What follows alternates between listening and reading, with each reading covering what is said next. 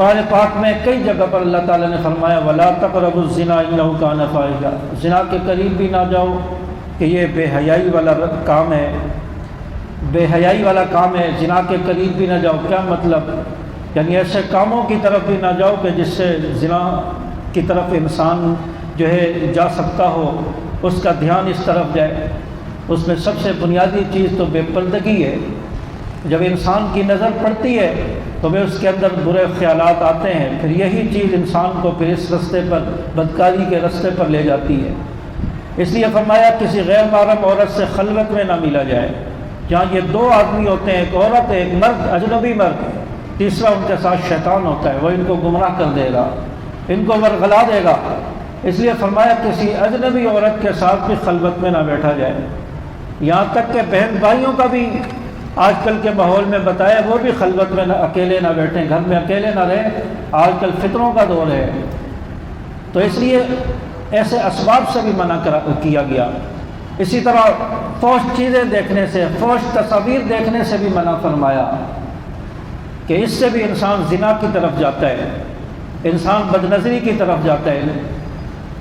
اور اسی طرح آج انٹرنیٹ ہمارے پاس ہے، موبائل ہر ایک کے ہاتھ میں ہے، تو موبائل پر ایک سے ایک چیز سامنے آ جاتی ہے، اور یہ بھی بدنظری کا آلہ ہے اور بے حیائی کا رستہ ہے اور بدکاری اور جو ہے زنا کی طرف راغب کرنے والا آلہ ہے یہ بھی۔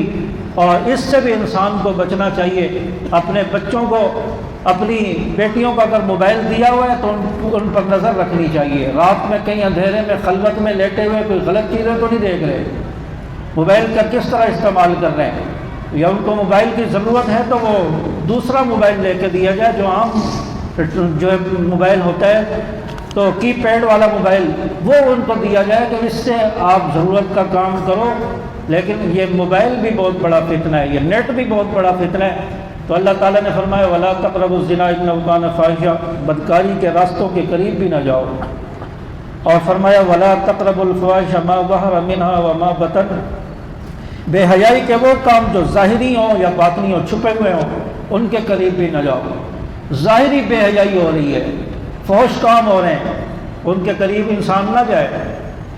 چھپ کر بے حیائی کے کام ہو رہے ہیں، ان کے قریب انسان نہ جائے۔ ایسے راستوں پر، ایسی جگہوں پر، ایسی محافل پر انسان جانے سے گریز کرے۔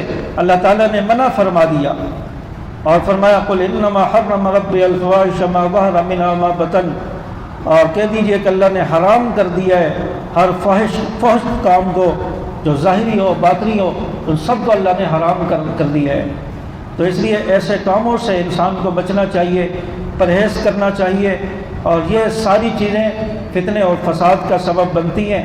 اس لیے یہ مخلوط نظام، مخلوط ماحول، ہماری شادی بیاہ ہوں یا اور کوئی تقریبات ہوں، مرد اور عورت کا جو اختلاف ہوتا ہے یہ بھی فتنے کا سبب ہے۔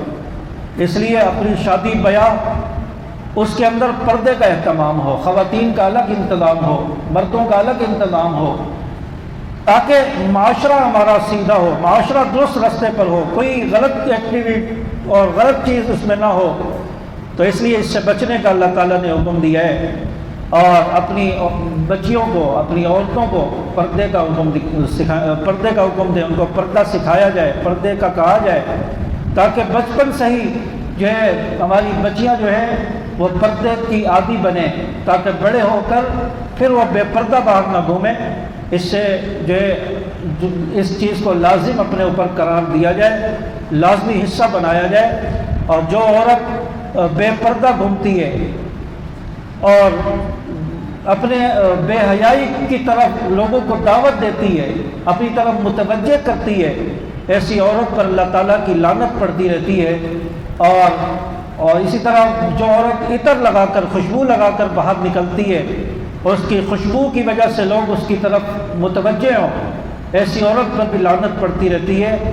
اس لیے شوہر کے سامنے حکم ہے عورت کو کہ عطر لگائے، خوشبو لگائے، بناؤ سنگار کرے۔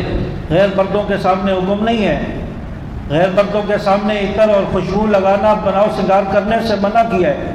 آج باہر تو عورتیں بناؤ سنگار کر کے نکلتی ہیں، لیکن اپنے شوہر کے آگے ماسیاں بن کر، اور گھر میں کام کرنے والی ہے ماسی، اور اس میں فرق نہیں ہوتا۔ اس طرح بن کے رہتی ہے، پھر کہتی ہے شوہر ہم سے اچھے طریقے سے بات نہیں کرتا، شوہر ہم سے جو ہے صحیح طریقے سے ملتا نہیں ہے، بنتی نہیں ہے، تو کیسے بنے؟ جب اس کو اچھی نہیں لگے گی تو وہ کیسے بات کرے گا اچھے منہ سے؟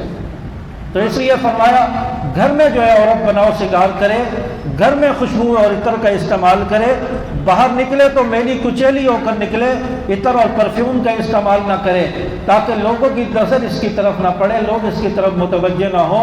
ہاں شوہر کے سامنے جو کچھ کرنا ہے بناؤ سنگار وہ کرے، اور اس پہ ثواب بھی ہے اور اس کا حکم بھی ہے، اور اس طرح عورت کی دل میں محبت بھی پیدا ہوگی اور یہ لڑائی جھگڑے نفرتیں یہ بھی ختم ہوں گی۔